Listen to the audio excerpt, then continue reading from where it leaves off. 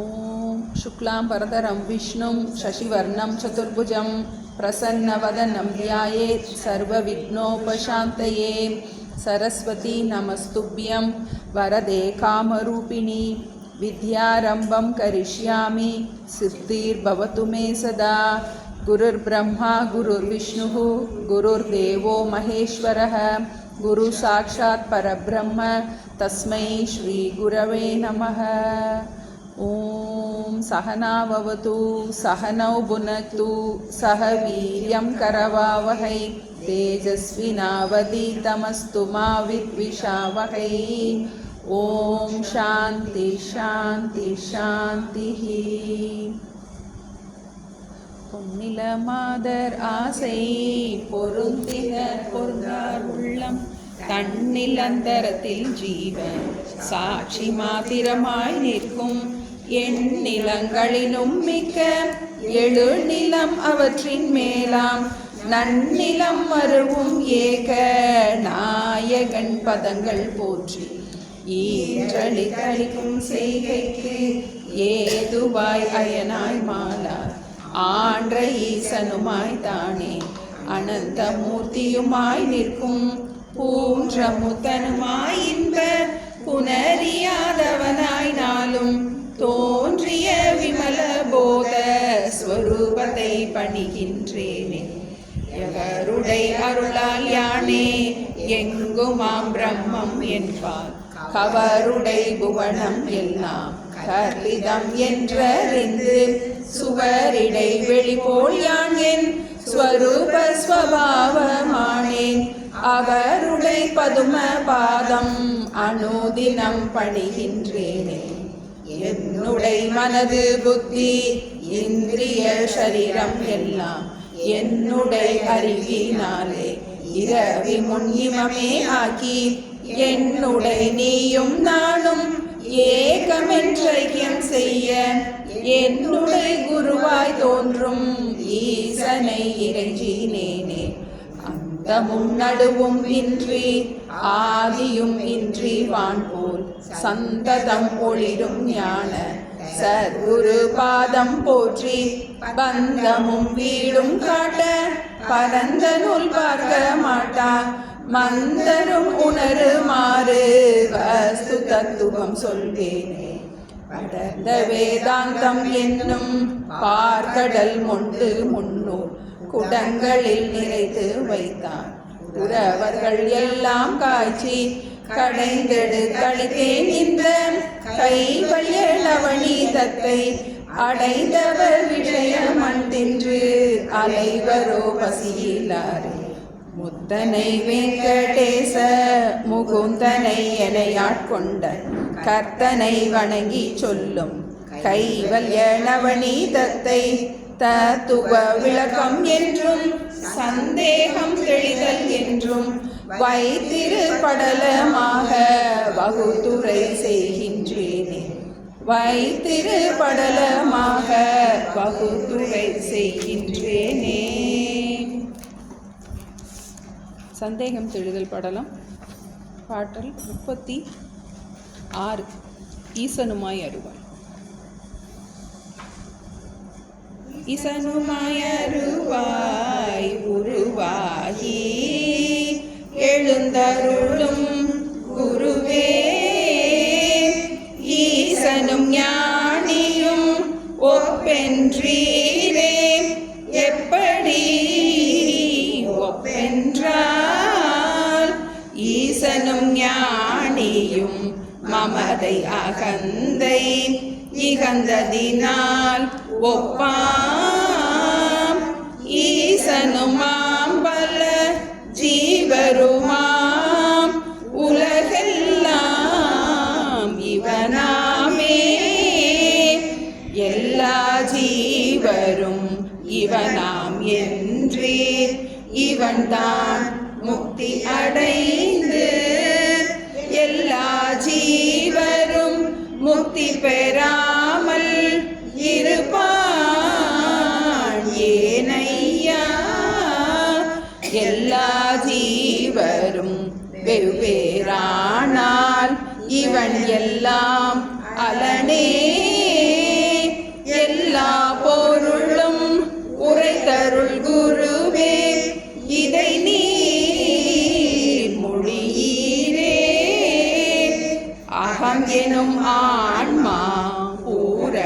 ஏகம் அநேக விதம் ஜீவ அகம் எனும் அந்த கரண உபாதிகள் அளவில்லை ஆதலினால் ஜகம் முழுதும் குளிர் சந்திரன் ஏகம் ஜல சந்திரர் பலராம் ஜகமதில் ஏறி குளம் சிறு குளிசால் சட்டி குடம் பலவாம் சட்டி குடங்களில் ஒன்று நசித்திடு அதனுள் ஜலச்சந்திரன் ஒட்டும் முதல் சந்திரனோடு கூடும் ஒளிந்தவை கூடாவே கட்டும் உபாதி நசித்திடு ஜீவன் காரண ஆன்மாவில் கிட்டும் ஐக்கியம் உபாதி கெடாதவர் கேவலம் ஆகாரே இவன் அயன்மால் சீவன் ஆகிய ஈசரோடு எப்படி ஒப்பாவன் சிவன் முதல் மூவரும் அகில சிருஷ்டி ஸ்திதிநாசங்கள் செய்வார் அவர் பிறர் மதிகளும் முக்காலங்களும் அறிவார் விபு ஆவார் தவமிகு குருவே இவனுக்கு அவையில் ஓர் சற்றும் காணேனே தடத்தினிர் நீலாதிரி ஒளி உபயமும் தழுவும் ஊர்தனை காக்கும் குடத்து நீர் விளக்கினில் ஒளி இரண்டும் ஓர் குடும்பம் மாத்திரம்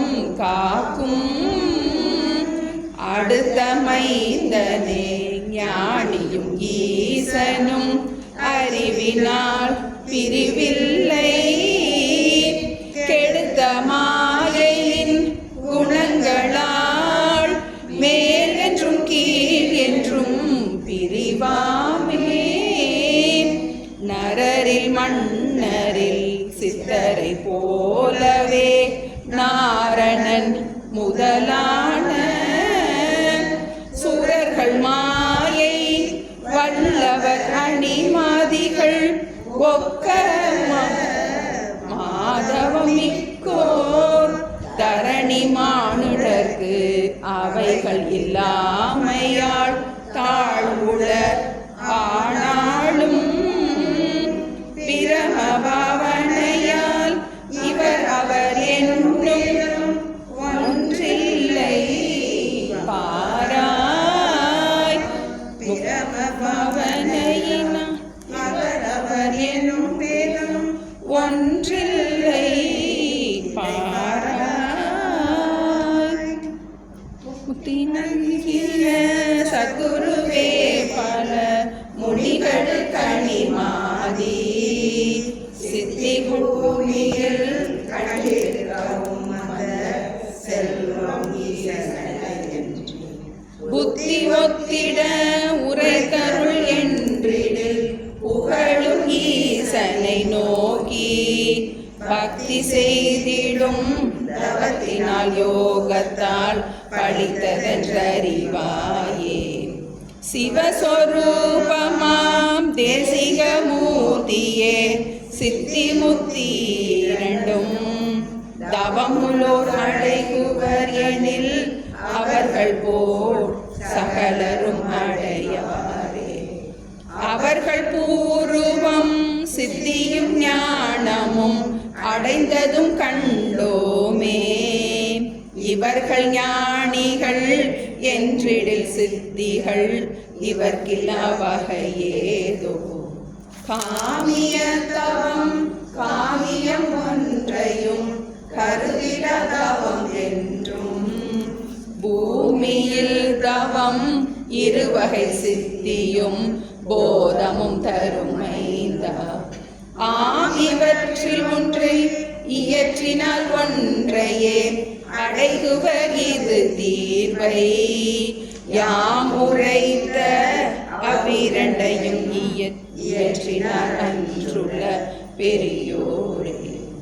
அனகமைந்தனே முக்தி ஞானத்தையே அடைந்தனர் அல்லாமல் ஜனகன் மாபலி பகிரதன் முதலினோர் சித்திகள் படித்தாரோ. இனிய சித்தியை விரும்பினார் சிலர் இரண்டையும் முயன்றார்கள்.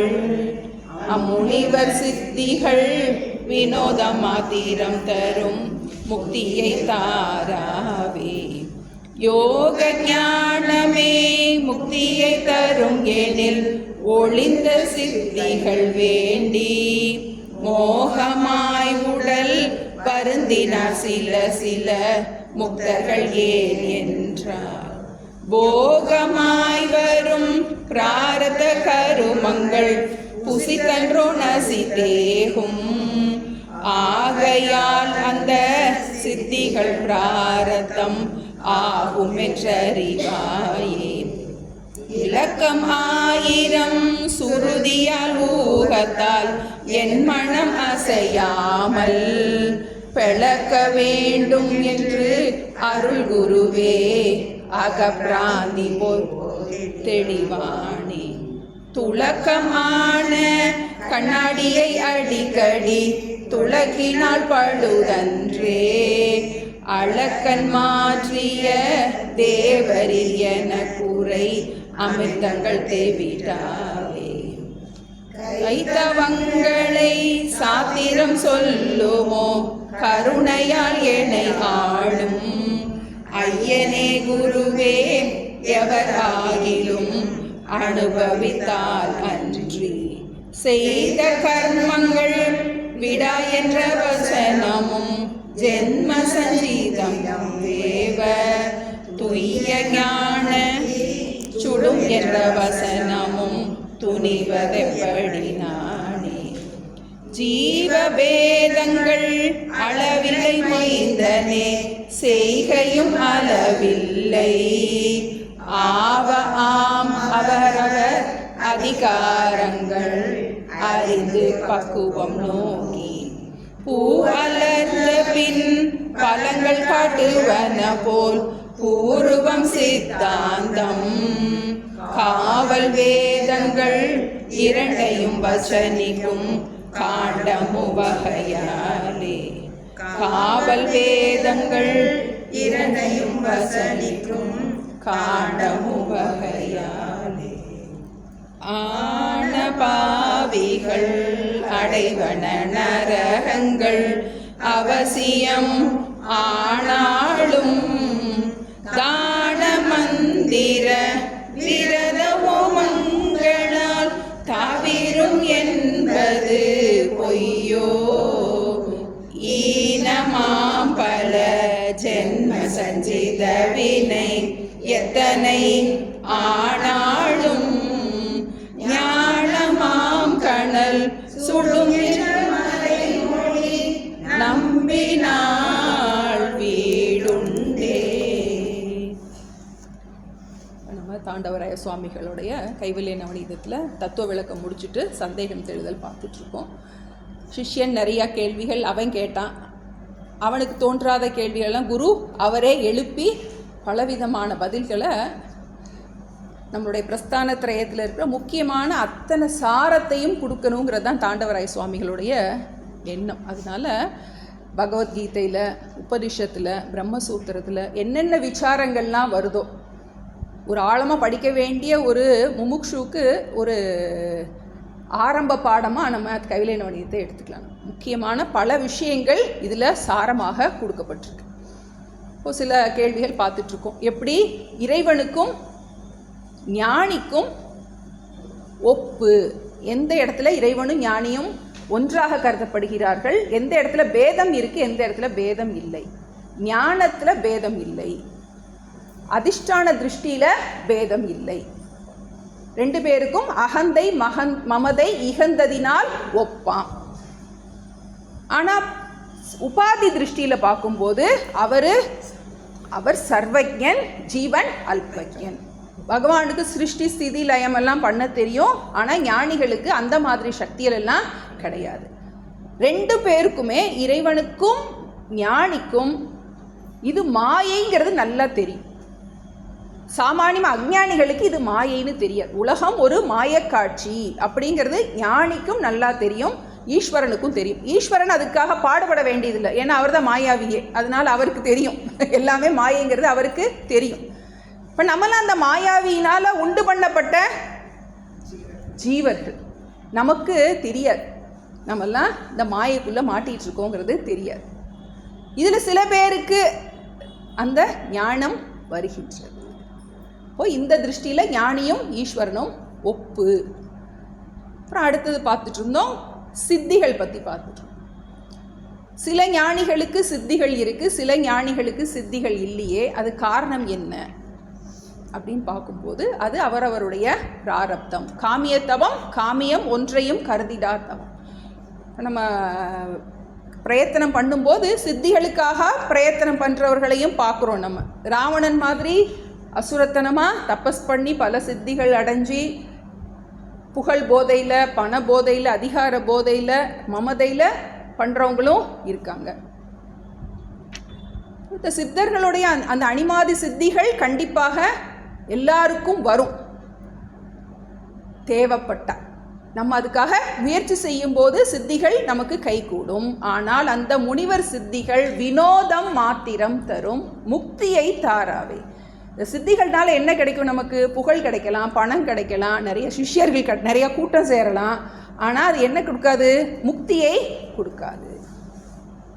முக்தியை கொடுக்காத அந்த சித்தியை எதுக்காக ஞானிகள் கைவர பெற்றார்கள் அப்படிங்கும்போது அது அவர்களுடைய பிராரப்த கர்மம் அப்படிங்கிறத பார்த்துட்ருந்தோம். அதுதான் பார்த்துட்ருந்தோம். அப்புறம் அடுத்து முக்கியமான இன்னொரு கேள்வி, வேதத்தில் 2 வச்சனம் இருக்குது. கர்மத்தை, புண்ணிய பாபத்தை என்ன பண்ண முடியாது, அனுபவித்துத்தான் தீர்க்க வேண்டும்னு ஒரு வசனம் இருக்குது. ஞானம் இந்த கர்மத்தை அழித்து விடும்னு ஒரு வசனம் இருக்குது. 2 வசனம் இருக்குது. இதில் எது ஏற்றுக்கொள்வது? சாஸ்திரம் பொய் சொல்லாது, கைத்தவங்களை சாஸ்திரம் சொல்லுமோ? கருணையால் எனையாளும் குருவே, எவராகிலும் அனுபவித்தால் அன்றி செய்த கர்மங்கள் விடா. நம்மளுடைய புண்ணிய பாபத்தை என்ன பண்ண முடியாது, யாரும் எஸ்கேப் பண்ண முடியாது. அவரவர் செஞ்சதை அவரவர் அனுபவித்துத்தான் தீர வேண்டுங்கிற ஒரு வச்சனமும் கொடுக்கப்பட்டிருக்கு. ஆனால் உனக்கு ஞானம் வந்துருச்சுன்னா நீ என்ன பண்ணிடலாம், அந்த புண்ணிய பாவத்திலிருந்து உனக்கு விடுதலை, விடுதலை, ஒரே விடுதலை. முழுமையாக உனக்கு அந்த கணக்கு உனக்கு என்ன ஆயிரும், ஒரு இன்னது இந்த இதில் போட்டு எம்டி ரீசைக்கிள் பின் அப்படிங்கிறோம், அது மாதிரி நம்ம புண்ணிய பாபம் எல்லாம் ஆயிரும், எல்லாம் காலியாக போயிடும் அப்படின்னு ஒரு வச்சனமும் கொடுக்கப்பட்டிருக்கே. இதில் எது உண்மை அப்படின்னு பார்க்கும்போது குரு சொல்கிறாரு 2 கோணம் இருக்குது. ஒரு கோணத்தில் பார்க்கும்போது இது உண்மை மாதிரி தெரியலாம். காரணம், 2 கோணம் இருப்பதற்கு காரணம் அதிகாரி பேதம் இருக்குது அப்படின்னு சொல்லிட்டு ஒரு முக்கியமான ஒரு விசாரத்துக்குள்ளே போகிறார். நமக்கு 2 வேதத்தில் 2 பகுதி இருக்குது. கர்ம காண்டம்னு ஒரு பகுதி இருக்குது, ஞான காண்டம்னு ஒரு பகுதி இருக்குது. கர்ம காண்டம்ங்கிறது முதல்ல இந்த உலகத்தை சிருஷ்டி பண்ண பகவான் இதில் நிறைய படைச்சிட்டு கூடவே நமக்கு ஆசையும் சேர்த்தே படைக்கும் போதே நம்மளை வெளிமுகமாக தான் படைச்சிருக்கார். பராஞ்சிகாணி வெதிர்நத் ஸ்வயம்பூ தஸ்மாத் பராங் பஷ்யத்தி ந அந்தராத்மன். எல்லாரும் வெளியவே தான் பராக்கு பார்த்துட்ருக்குமே ஒழிய யாருமே நம்மை பார்ப்பது இல்லை. இப்போ நேச்சுரலி என்ன ஆகுது, நமக்கு எல்லா பொருள் மேலெல்லாம் ஆசை உண்டாகுது. இது கிடைச்சா நல்லாயிருக்கும், அது கிடைச்சா நல்லாயிருக்கும், நமக்கு ஒரு ஆசை உண்டாகுது. வேதமே அதுக்கு வழி சொல்லியும் கொடுக்குது. அதுக்கு உனக்கு புத்திர காமேஷ்டி யாகம், உனக்கு வீடு வேணுமா இதை பண்ணு, இந்த ஹோமம் பண்ணு, குழந்தைங்க வேணுமா, பணம் வேணுமா, புகழ் வேணுமா, பதவி வேணுமா. பார்க்குற அரசியல்வாதிகள்லாம் அவ்வளோ பக்தி அவங்களுக்கு தான் அவ்வளோ இருக்குது அப்படிங்கிறத பார்க்குறோம். அரசியல்வாதிகளை பார்த்து நிறைய பேர் பக்தி வந்துடலாம் போல், அப்படி இருக்குது. அப்போது வேதம் அதுக்கு வழி சொல்லி கொடு. நீ இதை பண்ணினா இது கிடைக்கும், அதை பண்ணினா அது கிடைக்கும்னு அந்த கர்ம காண்டத்தில் சொல்லப்பட்டிருக்கு. அது எதுக்காக அப்படின்னா நம்மளை அதர்மத்திலிருந்து தர்மமாக நம்மளுடைய ஆசைகளை பக்குவப்படுத்துறதுக்காக வேதமே என்ன பண்ணுது? வேதத்தில் முதல்ல நமக்கு நம்பிக்கை வரணும். நம்பிக்கை வரணுங்கிறதுக்காக இதெல்லாம் பண்ணினா இது கிடைக்கும், இது பண்ணினா இது கிடைக்கும்னு அது நிறைய கொஞ்சம் பழிக்கவும் செய்யும். நம்ம நினச்சதெல்லாம் கொஞ்சம் கிடைக்கும். கிடைச்சோடனே நமக்கு ஆஹா சரி இப்போ நம்ம அஷ்டோத்திரம் பண்ணிகிட்டு இருந்தோம், இனிமேல் சஹஸ்ரநாமம் படிப்போம், 100 சொன்னாலே இவ்வளோ பலன் கிடைக்குது, 1000 சொல்லுவோம் நம்ம அப்படின்னு என்ன பண்ணுறோம்? கொஞ்சம் கொஞ்சமாக இவ்வளோ ஜபம் பண்ணுறோம், இவ்வளோ விரதம் இருந்தால் இது கிடைக்குது அப்படின்னு என்ன பண்ணுறோம்? விடாமல் அது பண்ணிக்கிட்டே இருக்கும். அது பண்ண என்ன ஆகும் அப்படின்னா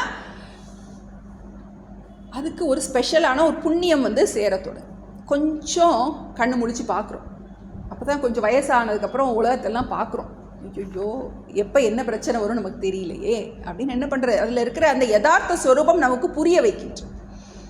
இப்போ என்னது எல்லாமே மாறிக்கிட்டே இருக்கே, மனுஷங்கள் மாறிடுறாங்க, பணம் வருது, நிறைய பணம், நிறைய யாகம் பண்ண பணம் வருது, பணத்தை வச்சு காப்பாற்றுறதுல பிரச்சனை வருது. குழந்தைங்க வர்றாங்க, குழந்தைங்கள வச்சு பிரச்சனை. நீ எதெல்லாம் கேட்டியோ அதில் வச்சே உனக்கு என்ன பண்ணுவார்? கொடுப்பேன். அப்போதான் யோசிக்க தொடங்கினா என்னது எப்போ பார்த்தாலும் பிரச்சனையிலே இருக்குமே, அப்போ இல்லைன்னு பிரச்சனை கவலைப்பட்டோம், இப்போ இருந்தும் கவலைப்படுறோம். கவலைங்கிறது மாறாமல் இருக்கே அப்படின்னு ஒரு புண்ணியம் வேலை செய்ய தொடங்கும். அப்போ தான் என்ன பண்ணுறான் அவன் கர்மகாண்டத்திலிருந்து போதும், எனக்கு எது மாறாத நிம்மதியோ அது எனக்கு வேணும்னு கொஞ்சம் அவனுக்கு புத்தி நல்ல பக்கமாக திரும்புது. அப்புறம் அதுக்கப்புறம் தான் அவன் குரு கிட்ட தன்னை யாருன்னு புரிஞ்சுக்கிறான். அதுக்கு பேர் ஞான காண்டம்னு பேர். கர்மகாண்டம், ஞான காண்டம். முதல்ல ஆசைப்படுன்னு சொல்கிறதுக்கு அவனோட ஆசையெல்லாம் தீர்த்துக்கிறதுக்கு நான் வழி சொல்கிறேன்னு சொன்னேன். அதே வேதம் அப்புறம் என்ன டைரெக்டாக மாற்றி பேசுது. ஆசைப்பட்டினா அவதிப்படுவ அப்படின்னு என்ன பண்ணுது? இதை புரிய வைக்கிறதுக்காக கொஞ்சம் நமக்கு ஒரு ரவுண்ட் அடித்து வரும். அப்போது இந்த அதிகாரிக்கு ஒரு மாதிரி சொல்லுது, அந்த அதிகாரிக்கு ஒரு மாதிரி சொல்லுது. ஆசை நிறையா இருக்கிறவங்க கிட்ட போய் ஆசைப்படாத நம்ம சொல்லவே கூட. நல்லா ஆசைப்படும், அப்புறம் உனக்கே ஒரு நாள் புரியும் அப்படின்னு வேதமாத்தா என்ன பண்ணுது? வெயிட்டிங் ஃபார் கொஞ்சம் பக்குவம் வரட்டும் அப்படிங்கிறதுக்காக தான் பார்க்குறோம். அவரவர் அதிகாரம் அறிந்து பக்குவம் நோக்கி. ஜீவ பேதங்கள் அளவில்லை. சிருஷ்டியில் ஒவ்வொருத்தருக்கும் ஒவ்வொரு மாதிரி படைக்கப்படுகின்றார்கள். ஒருத்தருக்கு இருக்கிற ஆசை இன்னொருத்தருக்கு மாதிரி கிடையாது. ஒருத்தருக்கு இருக்கின்ற விவேக சக்தி ஒருத்தருக்கு மாதிரி கிடையாது. சில பேர் பிறக்கும் போதே விவேகியாக இருக்காங்க. சில பேருக்கு எவ்வளோதான் அடிபட்டாலும் விவேகம் வர மாட்டேங்குது. அப்போது நீயா வரும்போது வா அப்படின்னு என்ன பண்ணுது? வேதம் நல்லா நமக்கு ஒரு லாங் ரோப்பு கொடுக்குது. அதிகாரம் அறிந்து பக்குவம் நோக்கி பூ அலர்ந்து பின் பழங்கள் காட்டுவன போல பூர்வம் சித்தாந்தம். பூர்வம் சித்தாந்தம் 2 விதமாக எடுத்துக்கலாம். பூர்வபக்ஷம் சித்தாந்தம்னு எடுத்துக்கலாம், வேத பூர்வம் வேத அந்தம்னு எடுத்துக்கலாம். முதல் பாகம், 2வது பாகம். வேத பூர்வத்தில் அது எப்படி ஒரு பூ பூத்து பிஞ்சு வச்சு காயாகி பழமாகி அதனுடைய பிரயோஜனம், அந்த பழத்தை நம்ம அனுபவிக்கிறோம், பிரயோஜனத்தை அனுபவிக்கிறோம். அது மாதிரி வேதம் நம்மளுடைய மன முதிர்ச்சிக்கு டைம் கொடுத்து எப்படி அந்த அதிகாரிக்கு தக்கபடி உபதேசமும் பண்ணுகின்றது. காவல் வேதங்கள் 2ஐயும் வசனிக்கும் காண்டம் 3 வகையாலே. அந்த வேதங்கள் நம்மை துன்பத்திலிருந்து காப்பாற்றக்கூடிய ஒரே சக்தியுடைய அந்த வேதங்கள் 2 வசனத்தையும் சொல்லுது. என்ன வசனம்? பிராரப்தத்தை அனுபவித்துத்தான் தீரணும்னு ஒரு வசனம் சொல்லுது. ஞானத்தினால் பிராரப்தத்தை முழுமையாக அழித்து விடலாம்னு சொல்லுது. இப்போ முதல் சொல்கிறது யாருக்கு? அந்த கர்மகாண்டிக்கு சொல்லப்படுகின்றது. யார் ரொம்ப ஆசைப்பட்டு விஷய சுகத்திலே இருக்கானோ அவனுக்கு சொல்லப்படுகின்றது, புண்ணிய பாவத்தை நீ அனுபவிச்சு தான் தீரணும். அதே வேதம் அந்த பாகத்தில் வரும்போது என்ன சொல்லுது? ஞானத்தினால் உன்னுடைய புண்ணிய பாவம் முழுமையாக தீரும். காண்டம் 3 வகையாலே, 3 காண்டத்தினால. கர்மயோகம், உபாசன யோகம், ஞான யோகம். ஸ்டெப்பு முதல்ல உன்னுடைய காரியத்தை எல்லாத்தையும் ஈஸ்வர அர்ப்பண புத்தியோடு செய். அப்புறம் ஈஸ்வரன்னா யாருங்கிறத புரிஞ்சுக்கோ. முதல்ல உருவக்கடவுளாக தான் நம்மளை கர்மயோகத்தில் நம்ம இன்ட்ரடியூஸ் பண்ணுது பகவான். அப்புறம் என்ன பண்ணுறோம்? ஈஸ்வரன்கிறத எல்லாம் சர்வ வியாபி, நீ எதெல்லாம் பார்க்குறியோ பார்ப்பதெல்லாம் இறைவனேன்னு அடுத்த பரிணாமத்துக்கு நம்ம எடுத்துகிட்டு போகின்றது. அப்புறம் 3வது ஞான காண்டத்தில் எந்த இறைவனை நீ வெளியே பார்த்தியோ அந்த இறைவன் உனக்கு அந்நியமாக இல்லை. நீ எதெல்லாம் வெளியே பார்த்தியோ எல்லா இடமும் இறைவன் அப்படின்னா நீ இறைவன் தானே அப்படிங்கிறத என்ன பண்ணுது, புரிய வைக்கின்றது. இப்போ பக்குவத்தை நோக்கி ஒவ்வொருத்தருடைய தகுதிக்கு ஏற்றவாறு இதை உபதேசிக்கின்றது. அப்போ 2 வசனம் இருக்குது. பிராரப்த கர்மம் அனுபவித்துத்தான் தீரும்னு ஒரு வசனம் இருக்குது. ஞானத்தினால் புண்ணிய பாபத்திலிருந்து நாம் முழுமையாக வெளிவர முடியும். இப்போ இன்னும் அடுத்ததில் இன்னும் கொஞ்சம் விளக்கமாக சொல்கிறேன். 51 ஆனபாவிகள் அடைவன அவசியம் ஆனாலும் தான மந்திர விரதமோ மங்களால் தவிரும் என்பது பொய்யோ. ஈனமாம் பல ஜென்ம சஞ்சித வினை எத்தனை ஆனாலும் ஞானமாம் கணல் சுடும் என்ற மறைமொழி நம்பினாள் வீடுண்டே. ஆனபாவிகள் அடைவன நரகங்கள் அவசியம் ஆனாலும் தான மந்திர விரத ஹோமங்களால் தவிரும் என்பது பொய்யோ. ஈனமாம் பல ஜென்ம சஞ்சித வினை எத்தனை ஆனாலும் ஞானமாம் கணல் சுடும் என்ற மறைமொழி நம்பினாள் வீடுண்டே. கர்ம காண்டத்தில் இருக்கிற அந்த விஷயத்தை வச்சே பதில் சொல்கிறார்.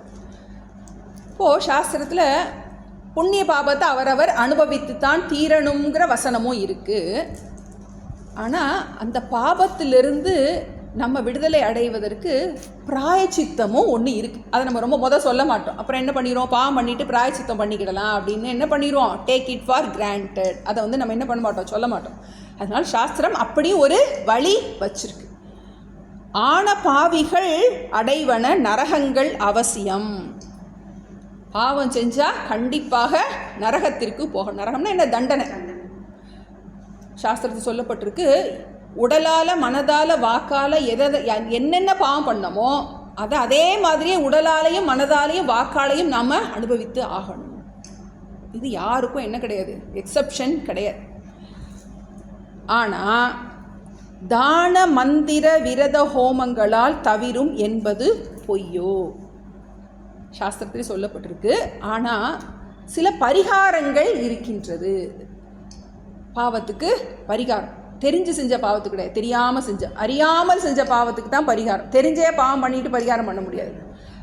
அப்போது என்ன பண்ணுறோம், நம்ம அந்த பூர்வ புண்ணியத்தில் பாவ கிரகம் இருக்குது உட்காந்துருக்கு அப்படின்னா என்ன சொல்லுவாங்க, நீ இந்த ஜென்மாவில் உன் பாவம் மட்டும் கிடையாது, உன் மூதாதையர் செஞ்சதும் சேர்த்து உனக்கு வந்து அக்யூமுலேட் ஆகி உட்காந்துருக்குன்னா நம்ம சொல்லுவாங்க.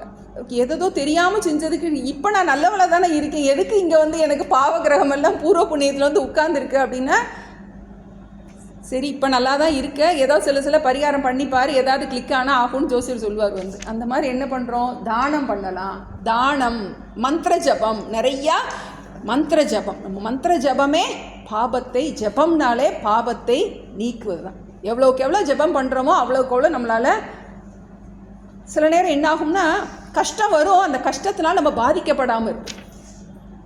எப்படி அது போகும், பாவம் ஏன் வேலை பார்க்காது அப்படின்னா நமக்கு ஒரு செருப்பு மாதிரி என்னாகும், அதை தாங்குகிற சக்தி வரலாம், இல்லாட்டி ஞானம் வந்துடலாம். இப்போ என்ன பண்ணலாம், அப்போ எப்படியாவது ஒரு எஸ்கேப் ரூட்டும் வேதம் வச்சிருக்கு. தானம், மந்திரம், விரதங்கள், ஹோமங்கள்.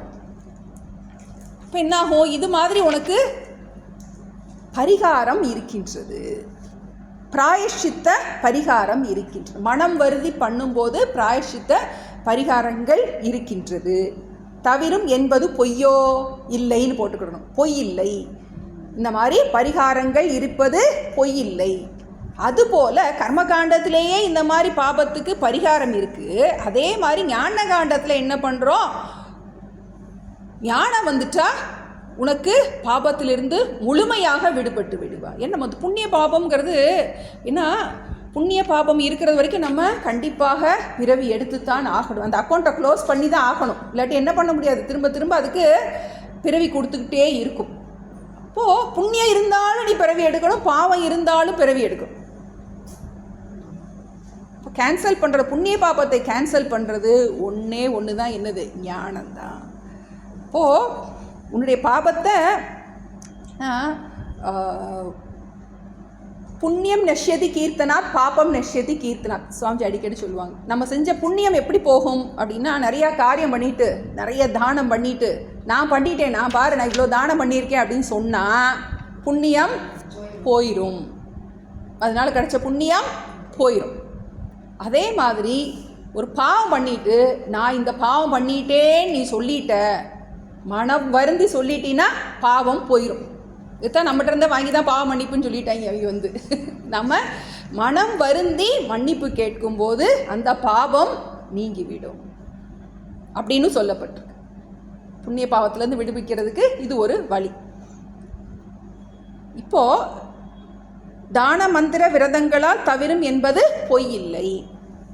ஈனமாம் பல ஜென்ம சஞ்சித வினை எத்தனை ஆனாலும், அதே மாதிரி எப்படி பரிகாரம் பண்ணி பிராயச்சித்தம் பண்ணி பாபத்திலிருந்து புண்ணிய பாபத்திலிருந்து நாம் விடுபடுகின்றோமோ அதுபோல் இந்த பிராரப்த கர்மத்தை என்ன பண்ணலாம்? ஈனமாம் பல ஜென்ம சஞ்சித வினை. சஞ்சித வினைக்கு ஒரு அட்ஜெக்டிவ் கொடுக்குறாரு, ஈனம். ஏன்னா அதான் மூட்டை. அந்த மூட்டை தான் என்ன பண்ணணும்? ஒன்றொன்னா அடுத்தடுத்து பிறவியை நமக்கு வர வைக்கின்றது. இப்போ அந்த பிறவியை கொடுக்கக்கூடிய அந்த கர்ம மூட்டை எவ்வளோ பெரிய மூட்டையாக இருந்தாலும், உனக்கு இன்னும் எத்தனை பிறவி எடுக்கிறதுக்கு உனக்கு அதில் விதை இருந்தாலும், எத்தனை ஆனாலும் ஞானமாம் கனல் சுடும். உனக்கு இந்த ஞானம் வந்துடுச்சு. என்ன ஞானம்? எல்லாம் பொய்யே அப்படிங்கிற ஞானம் எப்போ உனக்கு வந்துடுச்சோ, எல்லாம் மாயக்காட்சிங்கிற ஞானம் எப்போ வந்துடுச்சோ, நான் சரீரம் அல்லங்கிற அந்த ஞானம் எப்போ வந்துடுச்சோ, இந்த ஞானம் வந்துடுச்சு அப்படின்னா இந்த மறைமொழி கனல் சுடும். அந்த ஞானம் என்ன பண்ணும்? அந்த கனல் சுடும். ஞான கனல் சுட்டுவிடும். இந்த சசிவர்ண போதம்னு ஒரு புக் இருக்கான், படிச்சிருக்கீங்களா டீச்சர்? சசிவர்ண போதத்தில் சசிவர்ணன் நிறையா அவ்வளோ பண்ணாத பாவம் இல்லையா. அதுக்கப்புறம் அவனுக்கு குஷ்டரோகம் வந்துடுது. குருக்கிட்ட போய் அப்போ அவங்க அப்பா சொல்கிறாரு, போய் ஒரு குருக்கிட்ட சுஷ்ரூஷை பண்ணு, ஒரு ஞானியை போய் நீ சேவை பண்ணு அப்படிங்கும்போது அதுக்கப்புறம் போய் அவன் ஞானம் அடைஞ்சு அனைத்து பாபத்திலிருந்தும் விடுபடுகின்றான்னு நம்ம பார்க்குறோம். அப்புறம் அருணகிரிநாதர்லாம் பார்க்குறோம். நம்ம அவ்வளோ பாவங்கள் பண்ணியிருக்காரு. மனம் வருந்தி அதுக்கு பிராயசித்தம் பகவானே கொடுக்குறாருங்கிறத பார்க்குறோம். அப்போ இதெல்லாம் நமக்கு மனம் வருந்தினால் அதிலிருந்து விடிவு கிடைக்கும். எப்படி நம்ம பிள்ளைங்களை தப்பு பண்ணும்போது தண்டிக்கிறோம், அதுக்கப்புறம் என்ன ஆயிரும்? எக்ஸ்கியூஸ் கொடுத்துறோம் இல்லையா? அது மாதிரி பகவான் எல்லாருக்கும் அம்மா மாதிரி அப்பா மாதிரி. அதனால் என்ன பண்ணுறாரு? சரி சரி சின்ன பிள்ளை ஏதோ தெரியாமல் தப்பு பண்ணிடுச்சு, நமக்கு அதுக்கு மனம் வருந்தினால் அதிலிருந்து என்ன பண்ண முடியும்? விடுதலை அடைய முடியும். ஆனால் பூர்ணமாக என்ன பண்ண முடியாது? விடுதலை கிடைக்காது. ஞானத்தினால் மட்டும்தான் பூர்ணமாக விடுதலை கிடைக்கும். ஞான கனல் சுடும். இதை நம்பினால் உனக்கு வீடு உண்டு. இதை நம்பின அப்படின்னா உனக்கு நிச்சயமாக மோட்சம் உண்டு. இப்போ ரெண்டுமே உண்மைதான். இந்த கோணத்தில், ஒரு கோணத்தில் பிராரப்தத்தை அனுபவித்துத்தான் தீர வேண்டும்ங்கிறது உண்மை. அந்த பிராரப்தம் ஞானத்தினால் அழியும் என்பதும் உண்மை. அடுத்து ஒரு கேள்வி கேட்குறேன். திரு கோயிலாதீனம் குடியிருந்து குருமூர்த்தி ஜென்ம சஞ்சித வினைகள் வேறறு தீடும் தேவரீர் மெய்ஞானம் தன்மயம் தரும் மகிமையை விபூதராம் சமர்த்தரும் அறியாமல் கண்மமாம் குழியினில் விழுந்து அறிகின்ற காரணம் உரையிரே என் மனம் திரு கோயிலாதீனம் மேலாய் தினம் குடியிருந்த குருமூர்த்தி ஜென்ம சஞ்சித வினைகள் நிறறுத்திடும் தேவரீர் மெய்ஞானம் தன்மயம் தரு மகிமையை விபூதராம் சமர்த்தரும் அறியாமல் கண்மமாம் குழியினில் விழுந்து அழிகின்ற காரணம் உரையிறே. அடுத்து ஒரு கேள்வி கேட்குறேன். மோட்சத்தினால நமக்கு முழுமையான நிம்மதி கிடைக்கும் அப்படின்னு இருக்கும்போது எதுக்காக எல்லாரும் இப்படி போய் டெம்பரரியான கொஞ்ச நாள் இருக்கின்ற அல்ப சுகத்துக்காக எதுக்கு ஆசைப்படுறாங்க? நிறைவான சுகம் ஞானத்தினால கிடைக்கும் அப்படின்னு இருக்கும்போது எதுக்காக இந்த கர்ம காண்டத்தில் போயிட்டு எனக்கு இது வேணும் அது வேணும்னு பகவான்கிட்ட குறையான நிம்மதியை கொடுக்கின்ற அந்த விஷய சுகத்தை போய் எதுக்காக கேட்கும்? நம்ம இதில் படித்த மாதிரி paper biscuit, gold biscuit, 2 biscuit இருக்குது.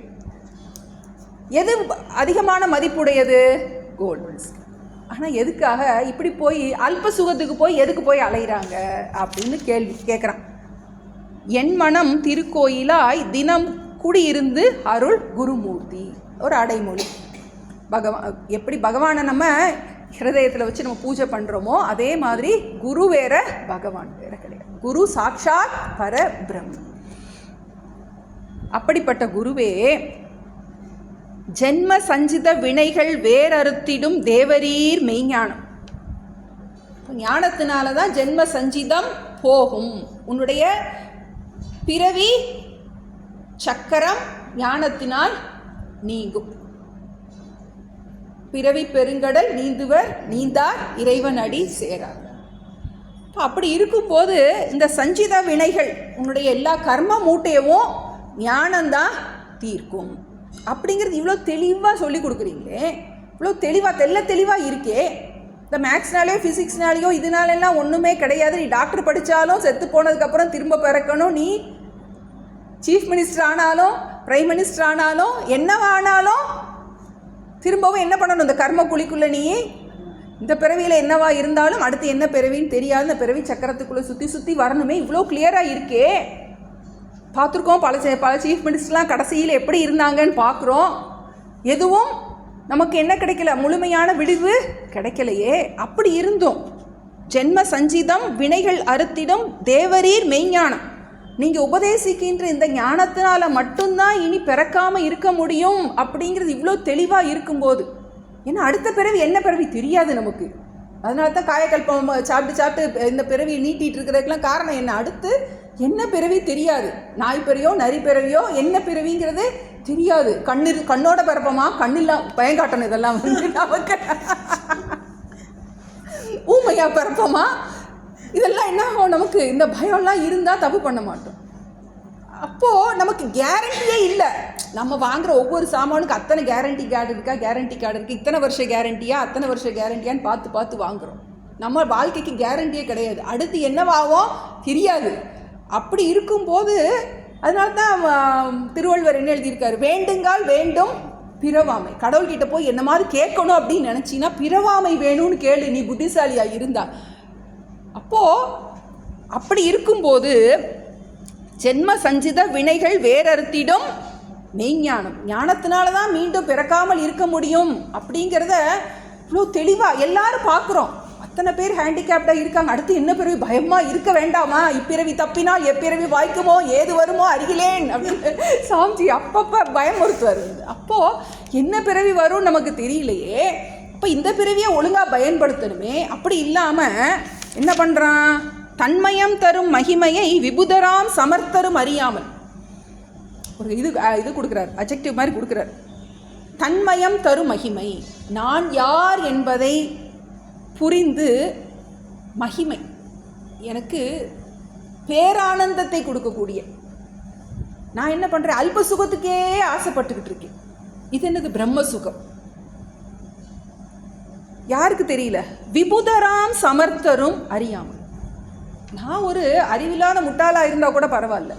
விபுதர், புதகனாலே புத்திசாலி, விபுதர்னா நன்றாக புத்திசாலி, நல்ல சிந்திக்கிற சக்தி இருக்குது. நம்ம ஊர் பகுத்தறிவு பேசுகிறவங்கெல்லாம் என்ன பண்ணுறாங்க, இதை ஏற்றுக்க மாட்டேன்.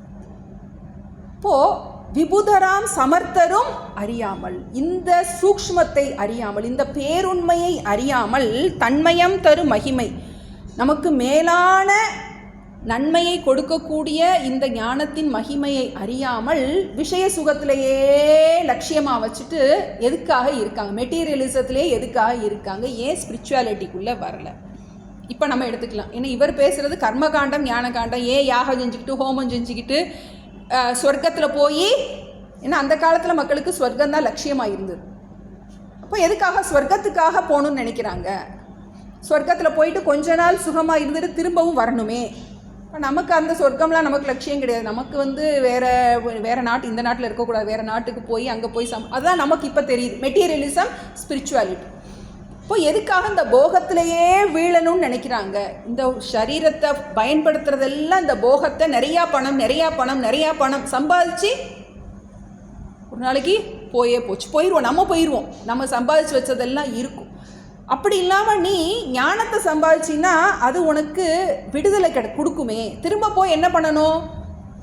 இவர் சொல்லுவார், ஜெயில் டு ஜெயில், இடையில ஒரு பெயிலாம். அதான் சொர்க்கத்துக்கு போகிறது. சொர்க்கத்துக்கு போகணும்னு ஆசைப்பட்டு புண்ணியம் பண்ணுறது எப்படின்னா, ஜெயில் டு ஜெயில், ஒரு சரீரத்துக்குள்ளே ஜெயிலில் இருந்துட்டு அப்புறம் என்ன பண்ணணும், கொஞ்ச நாள் பெயிலுக்கு போயிட்டு வரலாம், போயிட்டு திரும்ப இன்னொரு ஜெயில், இன்னொரு சரீரத்துக்குள்ளே போகணும். இப்படியே கர்ம காண்டத்தில் சொல்லப்பட்டிருக்கு. அப்போது நிஜமாகவே ஒரு புத்திசாலியாக இருந்தால் என்ன வேணும் நமக்கு? ஜெயிலிருந்து விடுதலை வேணும்.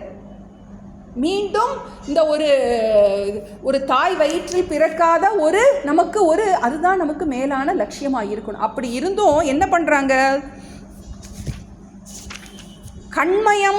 கண்மமாம் குழியினில் விழுந்து அழிகின்ற காரணம் உரையீரே. எதுக்காக அவங்க எல்லாத்துக்கும் பூர்ண நிம்மதியை கொடுக்கக்கூடிய இந்த வேதாந்தத்துக்கு வராமல் கர்மங்கிற குழியில் விழுந்து இந்த சம்சார சக்கரம், தன்னை பற்றிய அறிவை அடையாமல், எல்லா அறிவும் இருக்குது, நான் யாருங்கிற அறிவு மட்டும் இல்லை. அது எதுக்கு சமம்? நீ செக் புக்கில் அப்படியே முட்டையாக போட்டு ஒரு இலக்கம் போடலைன்னா செக் புக்கு என்னது வேல்யூவே கிடையாது. அதுபோல் நான் யாருங்கிற அறிவு இல்லாமல் உனக்கு என்னெல்லாம் தெரிஞ்சால் கூட என்ன கிடையாது, அது பிரயோஜனம் கிடையாது. அப்படி உனக்கு எதை அறியணுமோ அதை அறியாமல் நீ இப்படி கர்மக்குழியில் விழுந்து அழிகின்ற காரணம் உரையீரே. எதனால மக்கள் இந்த மாதிரி இருக்காங்க? மக்களுக்கு ஏன் இந்த மகிமை புரியவில்லை அப்படின்னா அதுக்கு பதில் சொல்றார்.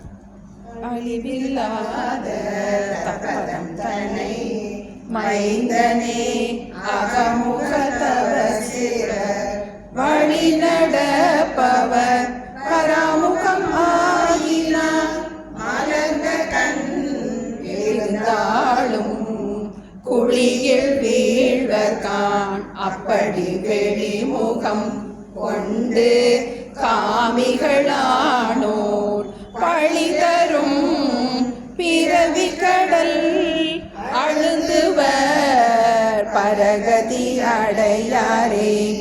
அழிவில்லாத தற்பதம் தன்னை மைந்தனே அகமுகத்தவர் சேர்வர் வழி நடப்பவர் பராமுகம் ஆயினால் மலர்ந்த கண் இருந்தாலும் குழியில் வீழ்வர்கான் அப்படி வெளிமுகம் கொண்டு காமிகளானோர் பழிதரும் பிறவி கடல் அழுந்துவர் பரகதி அடையாரே. கேள்வி புரியணும். ஏன் எல்லாரும் மோட்சத்துக்கு ஆசைப்படுறது இல்லை? எல்லாரும் ஏன் உலக சுகமே போதும்னு நினைக்கின்றார்கள் அப்படின்னா அதுக்கு ஒரு எக்ஸாம்பிள் கொடுக்குறார். 2வது வரி 3வது வரியில் எக்ஸாம்பிள். வழி நடப்பவர் பராமுகம் ஆகினால் மலர்ந்த கண் இருந்தாலும் குழியில் வீழ்வர்கான். நம்ம பாதையில் வழியில் நடந்து போயிட்டுருக்கோம், கண்ணு நல்லா தெரியுது, நல்ல வெளிச்சமும் இருக்குது, குழி இருக்குது, குழியில் விழுந்துட்டோம். காரணம் என்ன? அப்படின்னா என்கிட்ட பக்கத்தில் பராக் பார்த்துருக்கோம், ஏதோ ஒரு கடையில் என்னத்தையோ ஒரு விளம்பரம் பார்த்துருக்கலாம், ஏதோ ஒன்று பார்த்துருக்கலாம், இல்லாட்டி ஃபோனை பார்த்துருக்கலாம், ஃபோன் பேசிக்கிட்டே வந்திருக்கலாம். காரணம் பராமுகம். பராமுகம்னா பராக்கு பார்க்கறது. வெளிமுகம் கொண்டு வழி நடப்பவர் தெருவில் நடக்கும்போது பராமுகம் கவனம் இன்றி எச்சரிக்கை இல்லாமல் கண் இருந்தாலும் குழியில் வீழ்வர் கான். குழியில் தான் விழுந்து ஆகணும். கவனமாக நடக்கலை, பாதையில் கவனமாக நடக்கலை அப்படின்னா கண்டிப்பாக குழியில் விழணும். அப்படி வெளிமுகம் கொண்டு காமிகள் ஆனோர் பழி தரும் பிறவிக்கடல் அழுந்துவர் பரகதி அடையாறு. 2 பேருக்கும் டிஃப்ரென்ஸ் காட்டுனர்.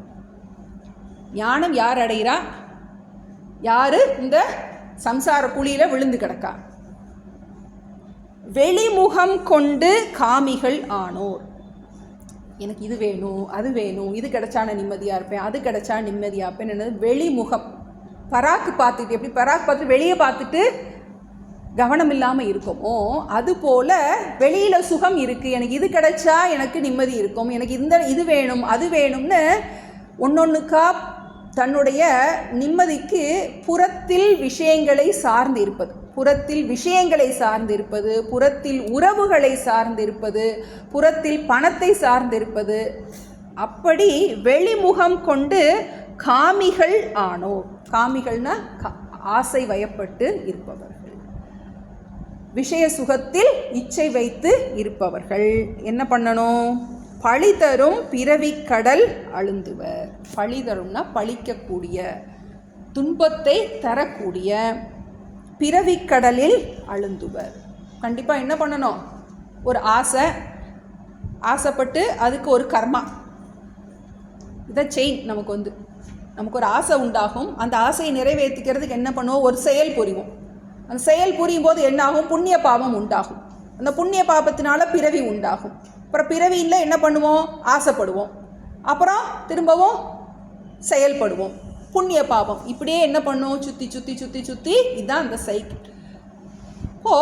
வெளியில் சுகம் எனக்கு இருக்குன்னு தப்பாக புரிஞ்சுக்கிட்டு அந்த சுகத்தை அடைவதற்கு ஒரு செயல் செய்து, அந்த செயல் செய்யும்போது புண்ணிய பாபம் உண்டாகி அந்த புண்ணிய பாபத்தை அனுபவிப்பதற்கு பிறவி.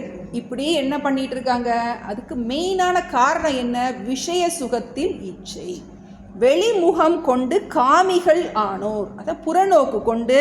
அதான் நம்ம சொல்லுவோம் சாஸ்திரத்தில் பிரவருத்தி அப்படின்னு சொல்லுவோம். எனக்கு கல்யாணம் ஆகிட்டா நிம்மதி, குழந்தை பிறந்துட்டா நிம்மதி, பேரம்பேத்தி வந்துட்டா நிம்மதி. நிம்மதி தான், தப்பு கிடையாது நமக்கு. ஆனால் அது கூடவே சேர்ந்து பொறுப்புகள் வரலாம், பிரச்சனைகள் வரலாம். அதெல்லாம் என்ன பண்ணணும்? ரெடியாக இருக்கணும், ஹேண்டில் பண்ணுறதுக்கு ரெடியாக இருக்கும். அப்போது பழிதரும் பிறவி கடல் அருந்துவர் பரகதி அடையாறு. இப்போ விஷய சுகத்தில் ஆசைப்பட்டவனுக்கு என்னாகணும்? குழியில் உளுந்துதான் ஆகணும். மோட்சம் கிடையாது, பரகதி அடையாறு. ஆனால் அழிவில்லாத தற்பதந்தனை மைந்தனே அகமுகத்தவர் சேர்வர். மைந்தனே சிஷ்யனை பார்த்து கூப்பிடுறார். அழிவில்லாத தற்பதம். அழிவில்லாத தற்பதம்னா கைவல்யம், கைவல்யம் மோக்ஷம். தத்பதம் அந்த மோக்ஷ மார்க்கம், அந்த பிரம்ம மார்க்கம், அந்த பிரம்மத்தை யார் அடைகிறாங்க? அகமுகத்தவர் சேர்வர். யார் ஒருவர் வெளியே பார்க்காம தன்னை பார்க்கின்றானோ, நான் யார் என்பதை புரிந்து கொள்கின்றானோ, அகமுகத்தவர். பகிர்முகம் இல்லாமல் அந்தர்முகமாக இருப்பவர். மற்றவைகளை தனக்கு அந்நியமாக எல்லாவற்றையும் பார்க்காமல் தன்னுடைய யதார்த்த சொரூபத்தை புரிந்து கொள்பவர். அவங்க என்ன பண்ணுறாங்க? அழிவில்லாத தற்பதந்தனை சேர்வர்கள். அப்போது வெளியில் விஷயம் நோக்கி தான் நமக்கு என்ன பண்ணும்? பகவான் படைக்கும் போதே வெளியில் சுகம் இருப்பது மாதிரி தான் படைச்சிருக்காரு. இப்போ என்ன பண்ணும்? முதல்ல அது இந்திரிய நிகிரகம் பண்ணணும். நமக்கு சுகம் வெளியில் இல்லை அப்படிங்கிறத ஃபஸ்ட்டு நமக்கு புரியும். அப்புறம் அந்த சுகத்தில் தான் நாட்டம் நமக்கு குறையும். அந்த விஷயத்தில் இருக்கின்ற தோஷம் நன்றாக புரியணும். ஏன்னா கொஞ்சம் கொஞ்சமாக என்ன ஆகும்? நமக்கு கல்டிவேட் பண்ணி வரணும். நமக்கு அடிபட்டால், ஏன்னா நம்ம பட்டினத்தார் கதையில் பார்க்குறோம், ஒரு மரண வீட்டில் போய் எல்லாரும் அழுதுட்டு இருக்கும்போது அவர் சேர்ந்து அலறாருன்னு பார்க்குறோம். இப்போ அவருக்கு சம்மந்தம் இல்லாத இடத்துல இவர் எதுக்கு வந்து அலறாரு அப்படிங்கும்போது அவர் என்ன சொல்கிறாரு, செத்த பிணத்தை பார்த்து சாக போகின்ற பிணங்கள் அழுகின்றன, அதை பார்த்து நான் அலறேன் அப்படின்னு.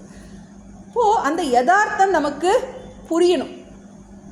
எல்லாம் மாறிக்கிட்டே இருக்குது, எல்லாம் அழிய போகுது.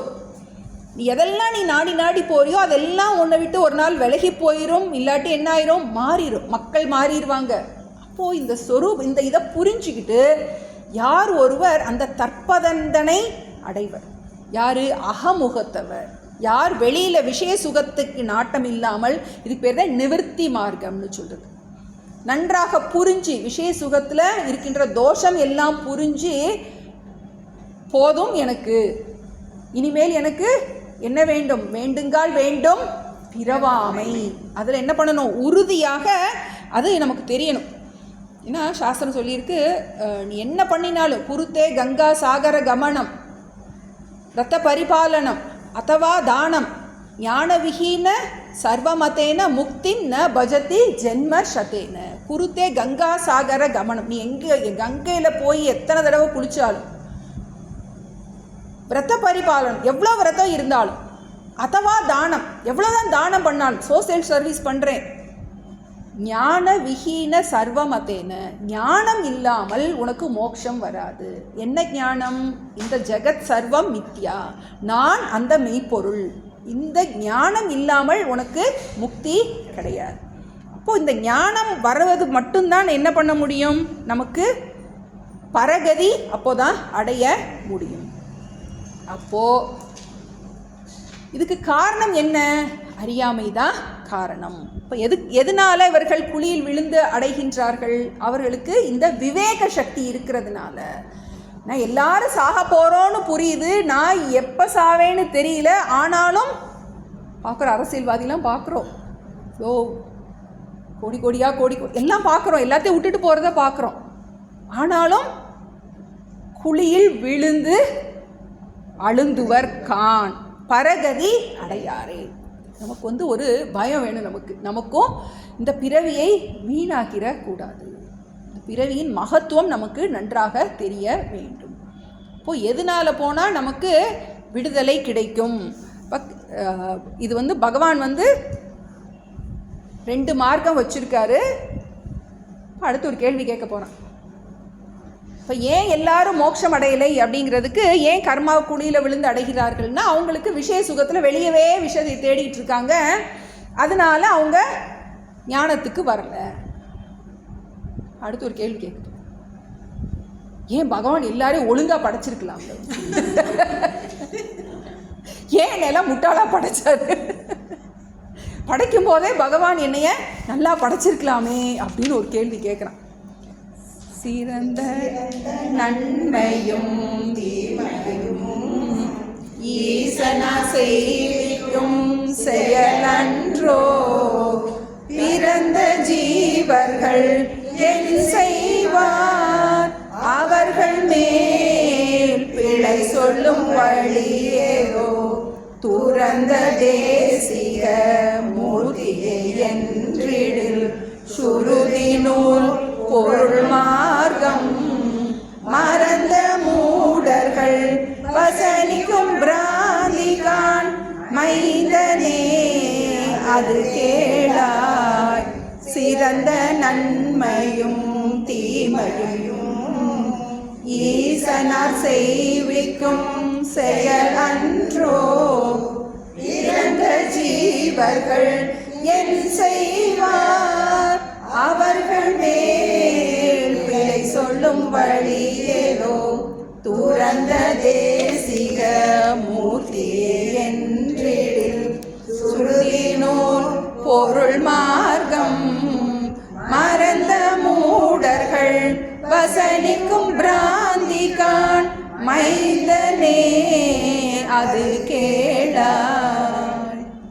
சரியான கேள்வி கேட்ட மாதிரி இருக்கும். ஏன் என்னை படைக்கும் போதே ஒழுங்காக படைச்சிருக்கலாமே, என்ன பகவான் எல்லாத்தையும் படைச்சாரு, அப்போ என்னை இப்படித்தானே படைச்சிருக்காரு, எல்லாரையுமே அப்படி படைச்சிருக்கலாமே, ரமணர் மாதிரியும் ஒரு ராமகிருஷ்ணர் மாதிரியும் ஒரு ரொம்ப ஆசைப்படலை.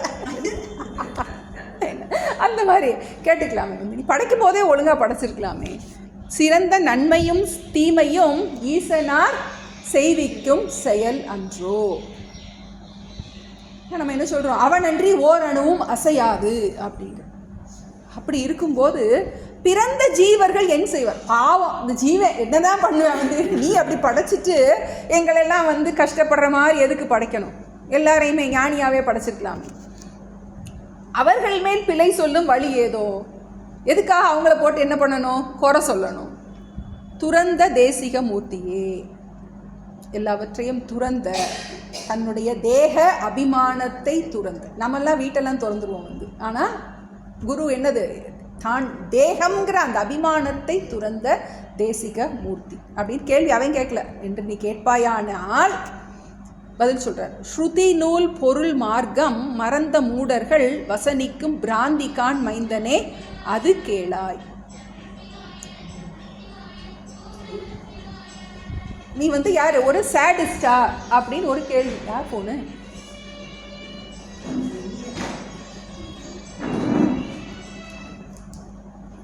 இப்போ எல்லாம் என்னுடைய விதிப்படி அப்படின்னு சொல்லலாமா?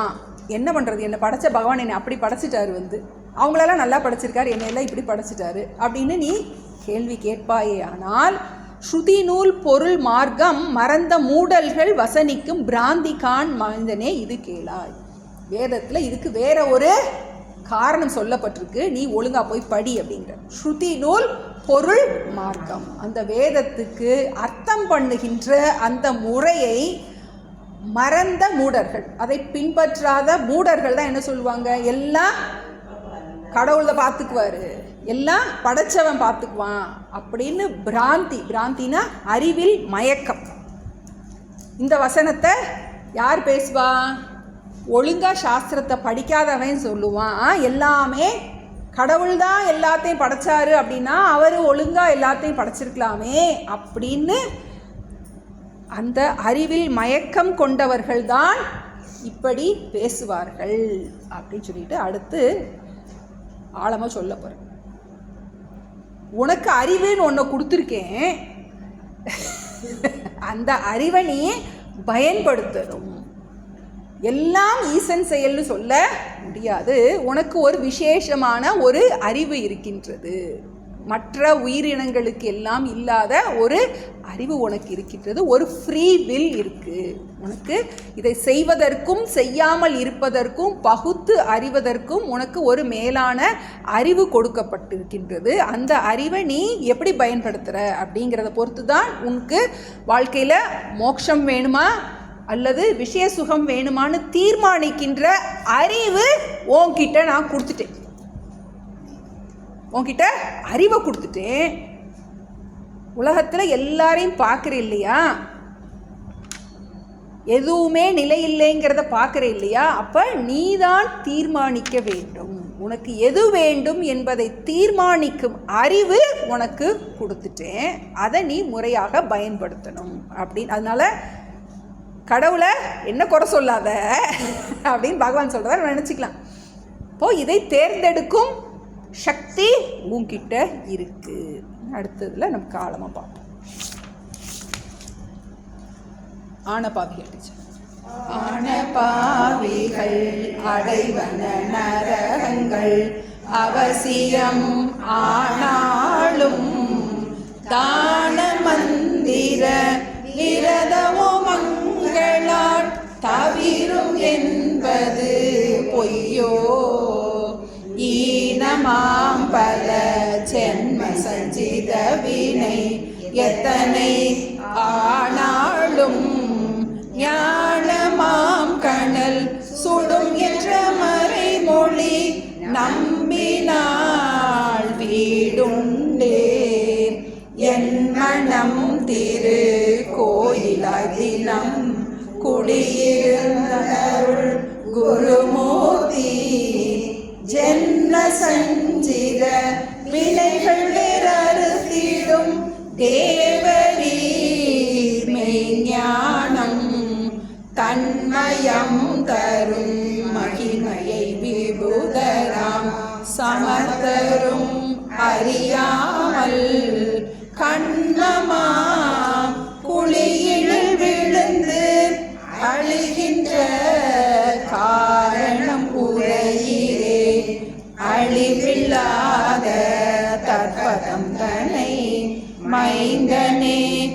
அகமுகத்தவ சேவர் வழி நடப்பவர் பராமுகம் ஆயினால் மலர்ந்த கண் இருந்தாலும் குழியில் வீழ்வகான் அப்படி வெளிமுகம் கொண்டு காமிகளானோர் பழி தரும் பிறவி கடல் அழுந்துவர் பரகதி அடையாரே.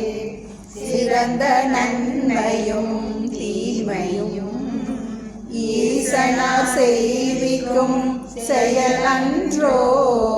பிறந்த ஜீவர்கள் என் செய்வார் அவர்கள் மேல் பிழை சொல்லும் வழி ஏதோ துறந்த தேசிக மூர்த்தியே என்றிடில் சுருதி நூல் பொருள் மார்க்கம் மறந்த மூடர்கள் வசலிக்கும் பிராந்திகான் மைந்தனே அது கேளாய்.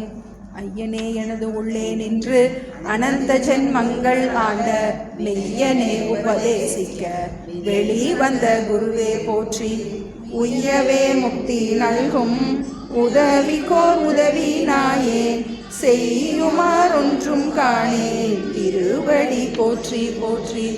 செய்யுமாறொன்றும் காணேன் திருவடி போற்றி போற்றி. ஓம் பூர்ணமத பூர்ணமிதம் பூர்ணாத் பூர்ணமுதச்யதே பூர்ணஸ்ய பூர்ணமாதாய பூர்ணமேவாவசிஷ்யதே. ஓம் சாந்தி சாந்தி சாந்தி. ஹரிஹி ஓம் ஸ்ரீ குருப்யோ நமக. ஹரிஹி ஓம். அப்புறம் ஒரு அறிவிப்பு, அடுத்த வாரத்துலேருந்து கிளாஸ் வெயில் ரொம்ப இருக்கிறதுனால ஈவினிங்கே வச்சுக்கலான்னு பார்த்தது வந்து செவ்வாய்க்கிழமையில இருந்து நமக்கு நெக்ஸ்ட் வீக் செவ்வாய்க்கிழமை வியாழக்கிழமை எல்லாமே வந்து நமக்கு 4 to 5 வெயில் ரொம்ப இருக்கிறதுனால. ஹரி ஓம்.